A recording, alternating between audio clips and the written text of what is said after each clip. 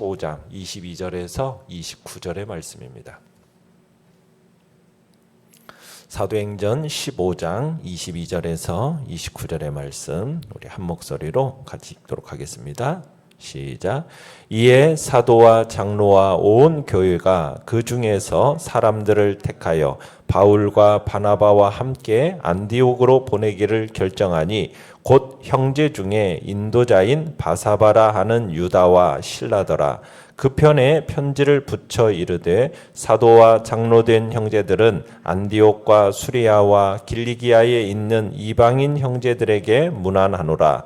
들은즉 우리 가운데서 어떤 사람들이 우리의 지시도 없이 나가서 말로 너희를 괴롭게 하고 마음을 혼란하게 한다 하기로 사람을 택하여 우리 주 예수 그리스도의 이름을 위하여 생명을 아끼지 아니하는 자인 우리가 사랑하는 바나바와 바울과 함께 너희에게 보내기를 만장일치로 결정하였노라.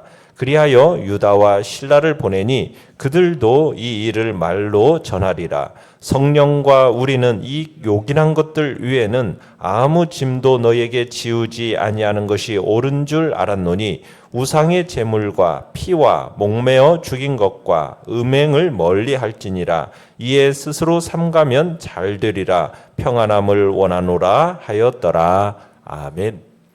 오늘 말씀의 제목은 복음 안에서 누리는 자유와 절제라는 제목으로 말씀을 나눕니다. 예루살렘 교회의 사도들과 장로들이 모여서 이제 하나의 결정을 하게 되죠. 그 결정은 이제 교회 대표자 야고보의 제안을 거의 수정 없이 수용하게 됩니다. 이 결정 사항은 이제 교회 전체 모임을 통해서 다시 한번 확인하게 되어지고 온 교회가 이제 안디옥 교회를 비롯한 소아시아 지역 교회의 그 결정 내용을 담은 공문서, 이 공문서와 함께 파송할 인물을 선정하게 됩니다. 22절에 보시면 이때 선정된 형제들 가운데서 인정받은 지도자로 누가 선정되고 있습니까? 바사바라 하는 유다와 실라가 이렇게 선정이 되어지죠.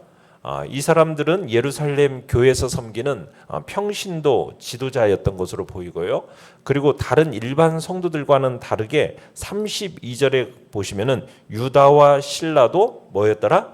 선지자였더라 하는 걸 보면은 이 사람들은 선지자의 직분을 가지고 있었던 것으로 보입니다. 자, 사도들과 장로들이 이제 바울과 바나바를 대동한 유다와 실라를 통해서 이제 안디옥으로 보낸 공문서 내용이 이제 23절에서부터 29절까지 이제 나오고 있습니다. 이제 여기에서 이제 공문서의 발신자는 23절에 보면은 누구인 겁니까? 예루살렘 교회의 대표 사도들과 장로들이 이제 사도와 장로된 형제들이라고 하면서 사도와 장로들이 이제 발신자죠. 그리고 주 안에서 같은 형제 자격으로 지금 공문서를 보내고 있다라고 되어 있습니다. 그리고 수신자는 누구입니까? 안디옥과 수리아와 길리기아에 있는 이방인 형제들입니다. 자, 발신자와 수신자에서 공통적으로 등장하는 단어가 뭡니까? 형제라는 단어입니다. 그죠? 사도와 장로된 형제들, 그리고 안디옥과 수리아와 길리기아에 있는 이방인 형제들. 그러니까 형제들이라는 단어가 공통으로 등장하고 있죠. 이게 아주 중요한 의미를 가지는 겁니다. 예루살렘 교회의 대표자들인 이 사도들과 장로들은 지금 해당 지역에 있는 이방 신자들을 하나님 앞에서 뭘로 취급하고 있는 거예요? 동등한 형제로 취급하고 있다는 걸 보여주고 있는 거죠. 더 나아가서 그들이 보내는 이 공문은 그냥 어떤 절대적인 의무감을 부여하는 문서라기보다는 형제가 형제에게 보내는 일종의 권고와 권면의 문서라는 것을 보여주고 있는 겁니다. 24절에서 사도들과 장로들은 이제 예루살렘 교회에 소속된 어떤 사람이 그들의 사전 허락 없이 이방인 형제들을 어지럽혔던 일에 대한 그래서 이제 이야기를 하면서 아주 일반적인 용어를 사용하면서 언급하고 있습니다. 그리고는 25절, 26절에 바나바와 바울과 함께 지금 대표자들을 선정해서 그들에게 보내기로 만장일치를 보았다. 이렇게 얘기를 하죠. 자, 여기서 예루살렘 교회 지도자들은 바나바와 바울에 대해서 뭐라고 이렇게 설명을 하고 있습니까? 25, 26절 보면 우리 주 예수 그리스도의 이름을 위하여 생명을 아끼지 아니하는 자 하면서 굉장히 이 바나바와 바울에 대한 깊은 인정과 존경의 말을 추가하고 있는 것을 보게 되죠. 그러니까 이 두 사람에 대해서 진정한 복음 사역자로서의 높이 평가를 이렇게 보여주고 있는 겁니다. 특히 여기서 주목을 끄는 내용이 뭐냐면 우리 주 예수 그리스도라는 문구입니다. 이 우리 주 예수 그리스도라는 이 문구는 사도행전에서 처음 이제 사용되어지는 문구고요. 예수님에 대한 공식적인 신앙 고백이 진술된 이제 내용입니다. 그러니까 사도행전에서는 딱 한 번 사용됐어요. 이 단어가 우리 주 예수 그리스도라는 단어가 이 사도행전에서는 단 한 번 사용되었고 대부분은 어디서 많이 우리가 이 내용을 보게 됩니까? 바울 서신에서. 그죠? 그리고 일부 서신 속에서 이 내용이 등장하게 되죠. 자, 이 문구에서 이방인 신자들의 가슴에 뭉클하게 다가왔던 부분이 있어요. 그게 뭐냐면 우리라는 인칭 대명사입니다. 우리. 그러니까 우리라는 이 단어는 발신자와 수신자를 하나로 묶어주는 역할을 하는 거죠. 그러니까 지금까지는 율법을 준수하는 이 유대인 신자들에게 분명하게 인식되지는 않았지만 예루살렘 교회 이 지도자 회의에서 분명해진 게 뭐예요? 이방인 신자들과 구원을 받는 방식에 있어서 동일하다라는 겁니다. 유대인 신자들도 어떻게 구원받는다는 거예요? 주 예수님을 믿음으로 구원받는다라는 거죠. 이방인들이나 유대인들이나 구원을 받는 방법에 있어서 동일하다라는 거예요. 유일한 방법은 뭐라는 겁니까? 주 예수님을 그리스도로 믿는 것. 이것을 지금 얘기하고 있는 겁니다. 이와 같은 믿음을 가지는 자들에게 예수 그리스도는 그들의 공동의 주님이 되시는 겁니다. 우리 주님이 되시는 겁니다. 이 진리, 우리 주, 이 표현이 함축되어 있는 내용 속에서 이제 이방인이나 유대인이나 그들의 공동의 주님으로서 예수 그리스도가 등장하게 되는 겁니다. 자, 그러면서 27절에서 이제 수신자들에게 파송하기로 이제 결정된 두 사람을 구체적으로 언급하고 있죠. 유다와 실라를 결정에 따라서 보낸다. 이렇게 기록을 하고 있습니다. 이 두 사람의 역할은 무엇이라고 되어 있습니까? 이 일을 말로 전하리라. 구두 증언을 이제 한다는 거죠. 그러니까 공문서에 포함된 중요한 결정을 확증짓는 일을 이 두 사람이 하는 겁니다. 그러니까 예루살렘 교회의 지도자들이 가결해서 보내는 이 내용이 이 두 사람의 입으로 증거할 내용과 동일하다라는 것을 밝히고 있는 거죠.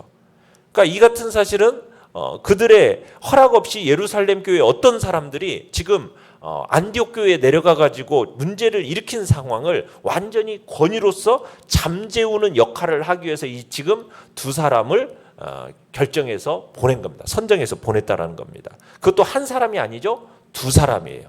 두 사람인 이유는 뭐예요? 법적인 효력이 두세 사람이라는 이 법적인 효력을 나타내기 위해서 증거가 가지고 있는 법적인 효력을 위해서 두 사람을 보내고 있는 겁니다. 자, 내용 관찰 문제 1번을 보시면 유다와 실라가 갖고 온 예루살렘 교회의 해답은 무엇입니까? 자, 28절을 보시면 예루살렘 교회는 이방인 형제들에게 율법의 짐을 지우지 않겠다라고 선언을 합니다. 그죠? 율법의 짐을 지우지 않겠다. 구원은 할례와 율법에 의해서 결정되는 게 아니다. 이걸 지금 분명하게 선언하고 있는 겁니다. 자, 그러면서 이 핵심적인 결정사항을 소개하는 부분에 있어서 28절을 시작하는 게 보면 성령의 역사를 강조하고 있어요. 성령과 우리는 하면서 이 성령이라는 단어를 맨 앞에다 쓰고 있죠. 그러니까 안디옥 교회에서 누구를 보낼 것인가를 결정하는 과정에 있어서 사도들과 장로들이 온 교회가 참여했었잖아요.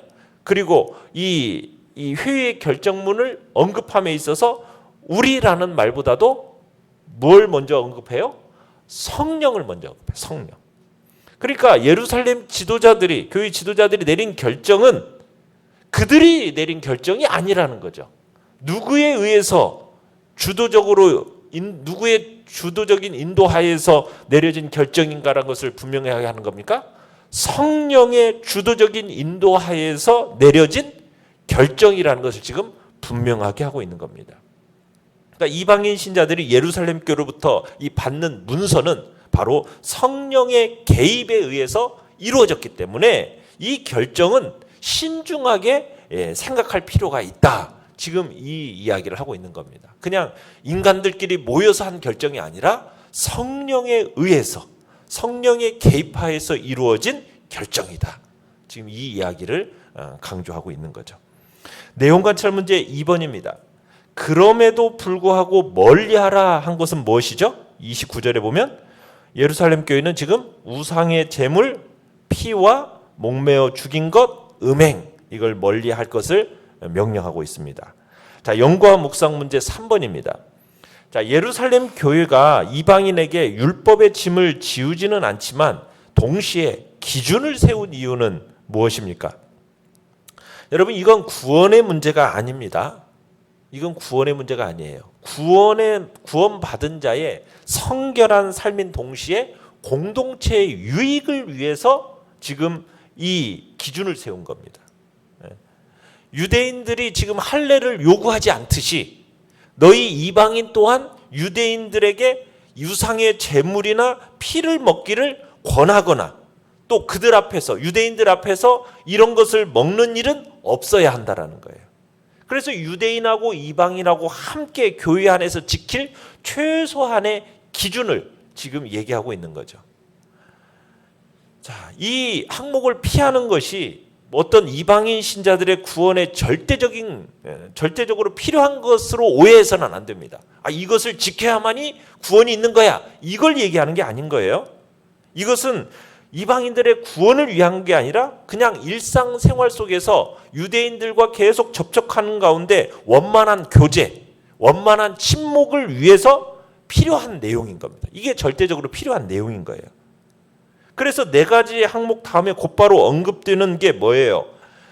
29절에서 이에 스스로 삼가면 잘 되리라, 이렇게 표현하고 있죠. 이에 스스로 삼가면 잘 되리라.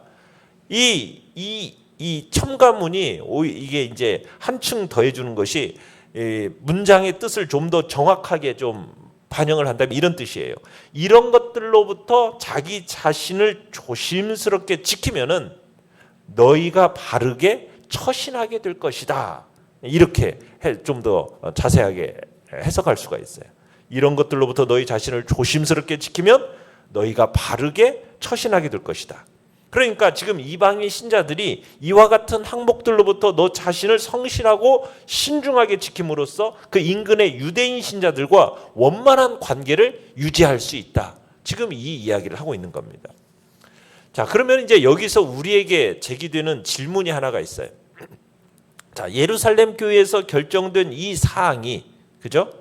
우상의 제물, 피, 목매어 죽인 것, 음행. 여러분, 이 결정 사항이 여러분 모든 시대 모든 백성들에게 영구적으로 적용되는 것일까요? 어떤 것일 것 같아요?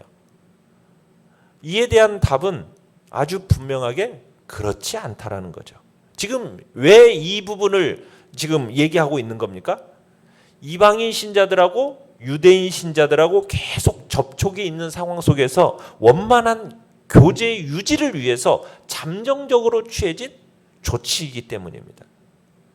그 당시에 관련된 이방인 신자들이 지금 유대인 신자들의 오래된 이 구약적인 관습을 존중해서 지키는 것이 지금 서로 원만한 교제를 위해서는 당연하고 옳은 일이었기 때문에. 그러나 오늘 이제 유대인들과 접촉하지 않는 그런 상황 속에서는 어떻습니까? 이게 뭐 어떤 규율처럼 지켜질 내용은 아닌 거죠. 그래서 이 사도 바울도 이제 고린도전서에 가서 우상의 제물을 먹는 이야기들을 하는 것이 모든 선교지 이방 신자들에게 이 결정문이 다 보편적인 통용문이 되는 건 아니에요. 제한적으로만 사도 바울도 통보를 하게 됩니다. 보편적으로 적용될 내용은 아니었던 거죠. 유대인들과 접촉하는 사람들에게 해당되는 이 이제 최소한의 기준으로서 지금 얘기를 했던 겁니다. 느낀 점 4번입니다. 복음 안에서 자유하나 믿는 자로서 최소한 지켜야 할 규정들이 있다는 사실에서 무엇을 느낍니까? 자, 이 예루살렘 교회의 결정은 성령의 인도함 가운데 진행되었습니다. 성령님께서 이제 최초의 이방인 교회인 안디옥 교회가 모든 것에서 자유하지만 뭘 가질 필요가 있어요? 적절한 절제. 그죠? 적절한 절제를 통해서 평안함을 얻기를 지금 바라셨던 거죠. 오늘날을 살고 있는 성도들도요, 복음 안에서 자유합니다. 그러나 공동체의 유익과 성결한 삶을 위해서는 멀리해야 할 것이 무엇인지 우리는 하나님께 물으면서 살아가야 한다는 것을 우리는 느끼는 거죠. 오늘날에도 이런 문제와 관련해서요, 다소 자유로운 입장을 가진 신자가 있고요, 엄격한 입장을 가진 신자가 있습니다. 자, 이런 극단적인 경우에서 서로 다른 입장에 있는 신자는 사랑의 정신에 따라서 서로를 존중하고 존경하는 처신이 필요하다는 얘기입니다. 구체적인 예로 뭐냐면, 자, 이 말씀을 오늘날에도요, 이 말씀을 율법적으로 지키는 사람들이 있어요. 그래서 피가 들어가는 음식은 이렇게 딱 거부하시는 분들이 있습니다. 뭐 선짓국 같은 거, 또 어떤 분은 개고기 같은 거, 이런 것에 대해서 먹는 것을 불편해하고 안 먹는 분들이 있어요. 금기시하는 분이 있다는 얘기입니다. 나름대로 자기 나름의 어떤 신앙의 색깔을 가지고 그걸 꾸준히 지켜오시는 분이 있어요. 이 말씀을 그대로 받아들여서. 근데 각 입장에서 개인적인 이유가 있겠지만 이 예루살렘 교회의 이 결정사항을 지금도 그냥 유효하다고 보고서는 이런 음식을 피하는 분들이 있다는 얘기예요. 또 어떤 분이 있어요. 그렇지 않은 사람도 있죠. 자기 취향에 따라서 이런 음식을 또 선호하는 사람들도 있습니다. 자, 이때 음식을 먹는 자와 먹지 않는 자, 어떻게 먹는 자는 먹지 않는 자를 가리켜서 저 사람 믿음이 부족해, 이런 식으로 여러분 평가절하면 돼요, 안 돼요? 안 된다는 거예요. 먹지 않는 자는 먹는 자를 가리켜서 저거 부정하다, 이런 식으로 정죄해서도 옳지 않다는 겁니다. 중요한 것은 사소한 입장의 차이에도 불구하고 사랑으로 서로 용납하고 존중하는 게 필요하다는 거죠. 만일 어떤 성도가 이런 음식을 먹지 않는 어떤 절대 다수의 교회에 다니게 됐어요. 그러니까 옛날 이제 어르신들이 섬기던 교회 중에는 이런 것을 아주 분명하게 하고 얘기하시는 분이 있습니다. 우상의 제물에 대해서, 피에 대해서 아주 강조하는 그런 교회들이 있어요. 자, 그런 교회에 딱 자기가 들어갔어요. 그러면은 이들의 입장을 존중해서 이런 음식은 가급적 삼가하는 것이 바로 기독교인의 사랑이라는 거죠. 이와는 반대로 이런 음식을 전혀 먹지 않는 신자가 그냥 이런 것들을 또 뭐 자유롭게 선호하는 그런 성도들이 다수인 교회에 다니게 됐어요. 그러면은 그들과 같이 먹을 수 없다고 해서 그들을 정죄하는 것은 바람직하지 않다라는 겁니다. 이게 우리가 서로의 무엇을 기준으로 이제 해야 되는 겁니까? 사랑과 배려라는 차원에서 우리가 때로는 절제할 필요가 있는 것이고, 내가 평생 저 사람을 위해서 먹지 않을 수도 있는 거예요. 내가 자유롭기 때문에 먹을 수도 있고 뭐 내가 그것을 선호할 수도 있지만, 그러나 상대방의 양심을 생각할 때 이걸로 인하여 저 사람이 시험에 들지 않도록, 내가 그걸로 인하여 시험에 들지 않도록 상대방을 신앙을 그 마음의 신앙 양심을 위해서 때로는 내가 먹을 수도 있고 먹지 않을 수 있는 그런 좀 넉넉한 마음이 우리들에게 필요함을 우리에게 가르쳐주고 있는 것입니다. 결단과 적용 5번입니다. 공동체의 유익을 위해 내 삶에서 멀리해야 할 것들은 무엇입니까? 그것을 내 삶에서 완전히 단절하기 위해 오늘 할 수 있는 일은 무엇입니까? 우리가 공동체의 유익을 생각하는 겁니다. 나만을 생각하는 게 아니고 내 자유만을 생각하는 게 아니라 공동체의 유익을 위해서 내가 때로는 내가 뭘 절제하면서 우리 교회 안에서 이렇게 지내야 하는가, 이걸 고민하면서 주님 앞에서 결단하고 적용하시길 바랍니다. 자, 오늘의 기도 같이 읽겠습니다. 시작. 자유를 누리되 절제함으로 공동체의 평안을 추구하게 하소서. 아멘. 말씀을 생각하면서 기도하시고요. 연약한 우리의 지체들을 위해서 기도해 주시고, 코로나 시대 속에서 전염병으로부터 지켜보호하시고, 그럼에도 불구하고 주의 백성들이 담대함으로 주님 앞에 나와 믿음의 길을 또 힘있고 능력있게 걸어가는 2022년이 되게 해달라고, 말씀으로 충만한 주의 교회가 되고 주의 백성들이 되게 해달라고 이 시간 주여 우리 세 번 부르짖으며 나아갑니다.